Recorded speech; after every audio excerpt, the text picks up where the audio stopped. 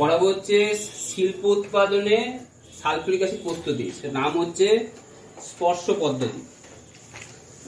স্পর্শ পদ্ধতিতে sulphuric acid প্রস্তুতি।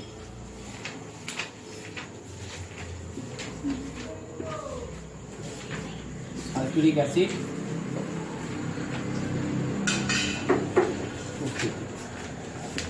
প্রয়োজনীয় কাঁচা মাল কি কি লাগবে? প্রয়োজনীয় বিক্রিয় পদার্থ কি কি লাগে? 1 নম্বর লাগে সালফার বা আয়রন পাইরাইডস, সেটা হচ্ছে FeS2। 2 নম্বর লাগে ধূলিকণা মুক্ত বায়ু, ধূলিকণা মুক্ত বায়ু। 3 নম্বর লাগে অনুঘটক হিসাবে প্লাটিনাম ঘটিত অ্যাসবেস্টস বা ভ্যানাডিয়াম পেন্টঅক্সাইড, ভ্যানাডিয়াম পেন্টঅক্সাইড, প্লাটিনাম অ্যাসবেস্টস বা ভ্যানাডিয়াম পেন্টঅক্সাইড V2O5। আর কি লাগে? 98% গাঢ় সালফিউরিক অ্যাসিড, আর লাগে হচ্ছে পাতিত জল। তাহলে কি বললাম? প্রথমে লাগে সালফার বা আয়রন পাইরাইডস, আর 2 নম্বর লাগে কি বললাম? ধূলিকণা মুক্ত বায়ু। প্রথমে 1 নম্বর স্টেপ, প্রথমে কি করা হবে? সালফার বা আয়রন পাইরাইড যেটা আছে সেটাকে অতিরিক্ত বায়ুতে অক্সিজেনের উপস্থিতিতে পুড়িয়ে তৈরি করা হবে সালফার ডাইঅক্সাইড। তাহলে 1 নম্বর স্টেপ, সালফার বা আয়রন পাইরাইড যেটা আছে সেটাকে বায়ুর অক্সিজেনের উপস্থিতিতে পুড়িয়ে তৈরি করা হবে কি? সালফার ডাইঅক্সাইড, এবং সালফার ডাইঅক্সাইড তৈরি হবে। বুঝতে পারলাম? এটা ব্যালেন্স করতে হবে। 4FeS2 প্লাস 11O2 প্লাস সমান 8SO2 plus 2Fe2O3, sulphur dioxide বেরিয়ে যাবে গ্যাস। তাহলে এটা ফার্স্ট 1 নম্বর শর্ত। বোঝা গেল কি বললাম? প্রথমে সালফারকে অতিরিক্ত বায়ুর অক্সিজেন উপস্থিতিতে বা আয়রন পাইরাইডসকে অতিরিক্ত অক্সিজেন উপস্থিতিতে কি করা হয়? মিশ্রিত করে অতিরিক্ত বাতাসে পুরানো হয়, পুড়িয়ে কি করা হয়? সালফার ডাইঅক্সাইড তৈরি করা হয়। 2 নম্বর স্টেপ, এটা হচ্ছে অনুঘটকীয় বিক্রিয়া। এই সালফার ডাইঅক্সাইডকে তোমার ধূলিকণা মুক্ত এবং জলীয় বাষ্প মুক্ত, ধূলিকণা এবং জলীয় বাষ্প মুক্ত বায়ুর অক্সিজেনের সঙ্গে ভালো করে মিশাতে হবে। প্রথমে মিশ্রিত করব, মিশ্রিত করে ভ্যানাডিয়াম পেন্টঅক্সাইডের অনুঘটকের উপস্থিতিতে এর বিক্রিয়া করব 400 থেকে 450 ডিগ্রি সেন্টিগ্রেড উষ্ণতায়।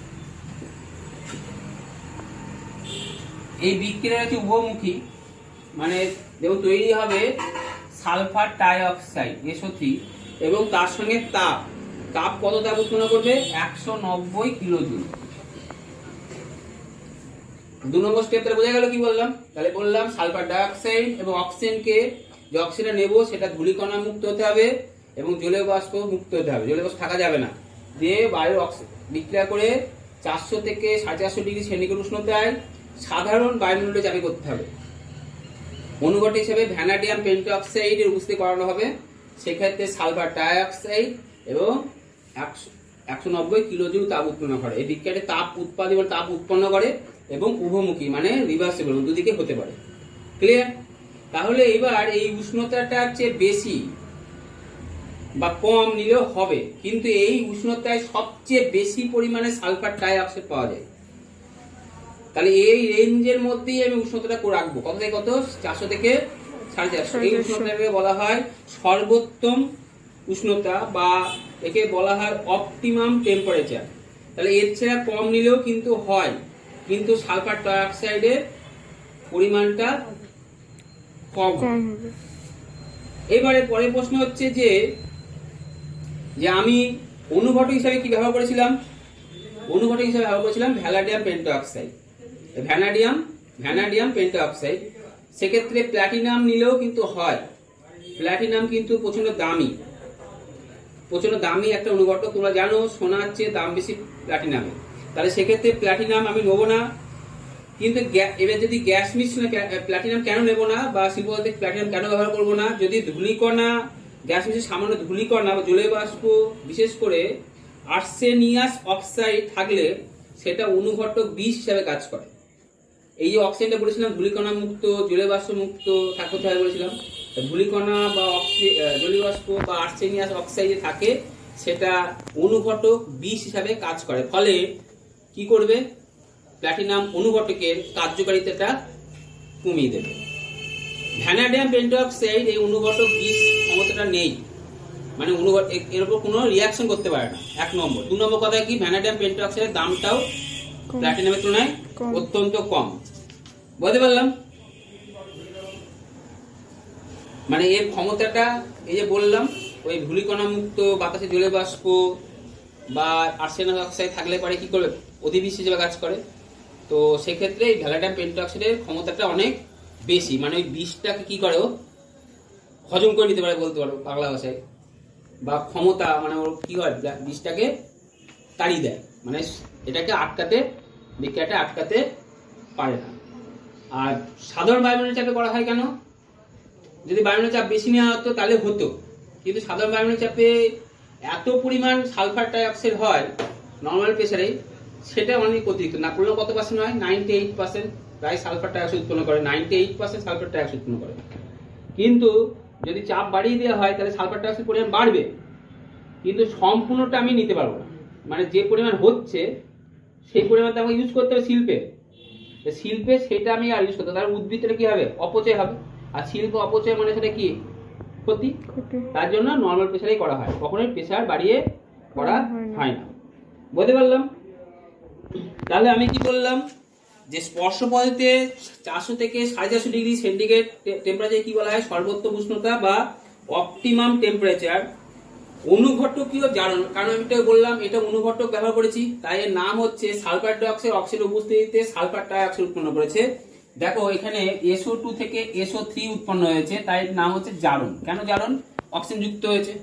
তো অনুঘটকীয় জারণ বিক্রিয়ার ক্ষেত্রে এই তাপমাত্রায় পাল্লায় হচ্ছে সবচেয়ে যোগ্য, মানে এর ছাড়া কম বা বেশি নিলে পারে সালফার ডাইঅক্সাইডের উৎপাদন হার কমে যায়। এই ক্ষেত্রে কত পার্সেন্ট সালফার ডাইঅক্সাইড উৎপন্ন করে বললাম, কত পার্সেন্ট সালফার ডাইঅক্সাইড উৎপন্ন করে বললাম, 98% সালফার ডাইঅক্সাইড। আবার এর চেয়ে বেশি পাওয়া যায়, এর চেয়ে পাওয়া দরকার নেই, তো 98% সালফার ডাইঅক্সাইড পাওয়া যায়। এবার বিক্রিয়ার বেগও থাকে কিন্তু বেশি, কিন্তু এর ছাড়া যদি কম হয় উষ্ণতাটা 450 চেয়ে কম যদি হয় তাহলে বিক্রিয়ার বেগ কি হয়ে যাবে, মন্থর হয়ে যাবে। বিক্রিয়ার বেগ কি হবে, মন্থর হবে।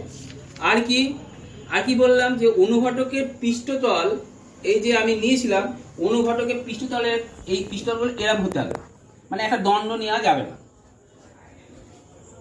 বুঝতে পেরেছি কি বললাম, একটা দণ্ড নেবো না, অনেকগুলো অনুঘটক দণ্ড ব্যবহার করবো।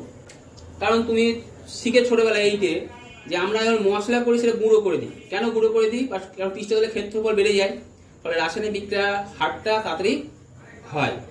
তার জন্য অনুঘটক সবসময় গুঁড়ো করে ব্যবহার করা হয়। ধুনো গুঁড়ো করা হয় কেন, ধুনো গুঁড়ো করা হয়, গোটা গোটা ধুনো দিলে ধোঁয়া হবে না, হবে ভালো হবে না। কেন হবে না, কারণ অনুঘটক পৃষ্ঠতলের ক্ষেত্রফল, মানে ধুনোর পৃষ্ঠতলের ক্ষেত্রফল কি হয়ে গেছে, বেড়ে গেছে। বুঝতে পারলাম? তার জন্য কি হবে, সবসময় গুঁড়ো করা হয়, কারণ পৃষ্ঠতলের ক্ষেত্রফলটা অনেক কি হয়ে যায়, ভাস্ট বড় হয়ে যায়, ফলে রাসায়নিক বিক্রিয়া হারটা কি হয়, তাড়াতাড়ি হয়। তার জন্য অনুঘটকের পৃষ্ঠতলের ক্ষেত্রফল বৃদ্ধি পেলে অনুঘটন বিক্রিয়ার বেগ বৃদ্ধি পায়। এই জন্য প্ল্যাটিনাম চুনাভিতে অ্যাসবেস্টস বা ভ্যানাডিয়াম পেন্টঅক্সাইড ছোট ছোট দণ্ড ব্যবহার করা হয়, কখনোই একটা দণ্ড ব্যবহার করা হয় না। চাপের কথাটা বলে দিলাম, চাপ কোন চাপে করা হয়, কোন প্রেসারে করা হয় বলেছি আমি, নরমাল প্রেসারে, সাধারণ বায়ুমণ্ডলীয় চাপে করা হয়। তাহলে এইবার হচ্ছে অনুঘটকের পরের পার্ট হচ্ছে, এইবার সালফার ডাইঅক্সাইডটা উৎপন্ন হলো। এই সালফার ডাইঅক্সাইডকে আমি 98%, এই সালফার ডাইঅক্সাইডকে 98% সালফিউরিক অ্যাসিড, 98% সালফিউরিক অ্যাসিড শোষিত করব, শোষিত করে তৈরি করব ওলিয়াম H2SO7। এর নাম হচ্ছে পাইরোসালফিউরিক অ্যাসিড, বা কি বলা হয়, ওলিয়াম বা ধূমায়মান সালফিউরিক অ্যাসিড। কি বললাম, পাইরোসালফিউরিক অ্যাসিড বা ওলিয়াম বা ধূমায়মান সালফিউরিক অ্যাসিড। এর পরের প্রশ্ন হচ্ছে, তাহলে রাসায়নিক সমীকরণ বোঝা গেল তো, রাসায়নিক সমীকরণটা এরপরে হচ্ছে তোমার ধূমায়মান সালফিক অ্যাসিড কি? ধূমায়মান সালফিক অ্যাসিড বা ওলিয়াম বলতে কি বোঝো? দেখো আমি যদি অতিরিক্ত পরিমাণ, রাসায়নিক সমীকরণে ভুল হয়েছে, SO3 হবে। আমি কি বললাম? অতিরিক্ত পরিমাণ সালফার ডাইঅক্সাইড কত পার্সেন্ট সালফিক অ্যাসিড বললাম? 98% সালফিউরিক অ্যাসিডে প্রবাহিত করলে একটা তৈলাক্ত ধূমায়মান তরল উৎপন্ন। এটা কেমন দেখতে? তৈলাক্ত একটা ধূমায়মান তরল উৎপন্ন করে, তাকে ধূমায়মান সালফিউরিক অ্যাসিড বা ওলিয়াম বলে। ক্লিয়ার? ওলিয়ামের সংকেত কি? H2SO7 বা এর নাম হচ্ছে, রাসায়নিক নাম কি? এর রাসায়নিক নাম হচ্ছে পাইরো সালফিউরিক অ্যাসিড। এবার এর সঙ্গে সালফান কথাটা আসবে। কি বললাম? সালফান। সেটা আবার কি জিনিস? সালফান হচ্ছে এই ওলিয়াম যে পেলাম বা পাইরো সালফিউরিক অ্যাসিড যখন বাতাসের সংস্পর্শে আসে তখন ওলিয়াম থেকে কিছু পরিমাণ, এই ওলিয়ামটা যখন কার সংস্পর্শে আসে বললাম? বাতাসের সংস্পর্শে আসে। কার সংস্পর্শে আসে? বাতাসের সংস্পর্শে আসে, তখন কিছু পরিমাণ সালফার ট্রাইঅক্সাইড বেরিয়ে এসে ধোঁয়া সৃষ্টি করে। তাই ওলিয়ামকে ধূমায়মান সালফিক অ্যাসিড বলা হয়। বলতে পারলাম? এটি একটি অশুদ্ধি ওলিয়াম। অশুদ্ধি মানে এর মধ্যে কি আছে? 100% মানে অশুদ্ধি না, অবিশুদ্ধ ওলিয়াম। এটা কি একটা ধরনের অবিশুদ্ধ ওলিয়াম। তার মানে এর মধ্যে 100% বিশুদ্ধ ওলিয়াম যখন সালফিক অ্যাসিড 100% SO3 অবস্থায় থাকে তখন তাকে বলা হয় সালফার। আবার বলছি কথাটা, 100% বিশুদ্ধ ওলিয়াম যখন 100% বিশুদ্ধ ওলিয়াম, কত পার্সেন্ট? 100% বিশুদ্ধ ওলিয়ামকে বলা হয় সালফার। ক্লিয়ার? 100% বিশুদ্ধ ওলিয়ামকে কি বলা হয়? সালফার। যখন সালফিক অ্যাসিডে 100% SO3 দ্বারা অবস্থায়, মানে এখানে আমি কি করেছিলাম? এখানে আমি SO3 কে H2SO দ্বারা শোষিত করে এটা তৈরি করেছিলাম। ক্লিয়ার? তাহলে এইটা যদি সম্পূর্ণ এর দ্বারা শোষিত হয়, শোষিত এটা তৈরি হয়েছে, যদি সম্পূর্ণ হয় যেটা তৈরি হবে সেটা হচ্ছে সালফার। বুঝতে পারলে? সালফার ব্যাপারটা ক্লিয়ার হলো। এরপরে 4 নম্বর স্টেপ। 4 নম্বর স্টেপ কি বলছে? 4 নম্বর স্টেপ বলছে এইবার সালফেট, এবার এই যে ওলিয়াম পেলাম, কি পেলাম? ওলিয়াম পেলাম। সেই ওলিয়ামকে এবার আমি কি করব? এবার সেই ওলিয়ামকে আমি জল যোগ করব। কি যোগ করব? জল যোগ করব। কত? প্রয়োজন মতো জল যোগ করে আমি সালফিক অ্যাসিড পাবো। কি পাবো? সালফিক অ্যাসিড পাবো। ব্যালেন্স করে নাও। কত পার্সেন্ট সালফিক অ্যাসিড পাবো? 98। কত? কি বললাম? এই ওলিয়ামে প্রয়োজন মতো জল যোগ করে সালফিক অ্যাসিড 98% সালফিক অ্যাসিড পাবো। ক্লিয়ার? এবার যে পরিমাণ জল যোগ করব, যদি 1 মগ জল যোগ করি তাহলে 1 মগ তুলে নেব। তার ফলে কি হবে? অ্যাসিডের গাঢ়ত্বটা কখনোই পরিবর্তন হবে না, সবসময় একই থাকে। কারণ আমি যেটা জল যোগ করছি সেটাই, সেই অ্যাসিডটা কি করছি? তুলে নিচ্ছি। আবার জল যোগ করছি, আবার অ্যাসিড তুলে নিচ্ছে। ফলে অ্যাসিডের গাঢ়ত্বের কোনো কি হচ্ছে না? পরিবর্তন হচ্ছে না। আর কি? এবার যেটা সবচেয়ে বেশি ইম্পর্টেন্ট, এই SO3 কে সরাসরি জল যোগ করে কিন্তু H2SO প্রস্তুত করা যেত, কিন্তু সেটা কিন্তু করা যায় না। এইটুকু হচ্ছে স্পর্শ পদ্ধতিতে সালফিক অ্যাসিড প্রস্তুতি রাসায়নিক সমীকরণ যদি বলা হয় এইটুকু লিখতে হবে, এবং ব্যাখ্যাগুলো বলে দিলাম। এর পরে প্রশ্ন হচ্ছে SO3 কে সরাসরি জল যোগ করে সালফিক অ্যাসিড প্রস্তুত করা যায় না কেন? এর 3টে পয়েন্ট আছে। 1 নম্বর পয়েন্ট, SO3 এর সঙ্গে জল যোগ করলে প্রচুর তাপ উৎপন্ন হয়। কি উৎপন্ন বললাম? প্রচুর তাপ উৎপন্ন হয়। প্রচুর তাপ উৎপন্ন হয়। এই তাপে ফলে এই উষ্ণতা বৃদ্ধিতে বেশিরভাগ সালফার ডাইঅক্সাইড কি হয়ে যাবে? ছিল কি গ্যাস, হয়ে যাবে কি বাষ্প। কি বললাম? প্রচুর কি হবে? সব বাষ্প হয়ে যাবে। ফলে কি হবে? এরা ফলে সালফার ডাইঅক্সাইড প্রচুর উষ্ণতায় সালফারটা বাষ্পীভূত হয় এবং সামান্য পরিমাণ জলে দ্রবীভূত হয়। তাহলে ম্যাক্সিমামটা কি হয়ে গেল? বাষ্প হয়ে গেল। খুব কম সংখ্যক জলে দ্রবীভূত হলো। দ্রবীভূত কি তৈরি করলো? H2SO তৈরি করলো। তার ফলে আমার যেটা পাওয়া দরকার ছিল সেটাই পেলাম। যেটা পাওয়া দরকার ছিল পেলাম কি? পেলাম না। কেন পেলাম না? হিটের জন্য। 1 নম্বর পয়েন্ট কি বললাম? প্রচুর তাপ উৎপন্ন হয়, তাতে ম্যাক্সিমাম সালফার ডাইঅক্সাইড বাষ্প হয়ে যায়, ফলে খুব কম পরিমাণে সালফার ডাইঅক্সাইড জলে দ্রবীভূত হয়ে সালফিউরিক অ্যাসিড তৈরি করে। 1 নম্বর স্টেপ গেল। 2 নম্বর স্টেপ হচ্ছে এই উৎপন্ন তাপে, এই তাপ উৎপন্ন হয়েছিল, এই সালফিউরিক অ্যাসিড ক্ষুদ্র ক্ষুদ্র 2 নম্বর স্টেপ ক্ষুদ্র ক্ষুদ্র কি হবে, ক্ষুদ্র ক্ষুদ্র কণার আকারে সালফার ডাইঅক্সাইড আর জলীয় বাষ্পের সঙ্গে মিশে থাকবে, ফলে একটা ধোঁয়ার সৃষ্টি হবে।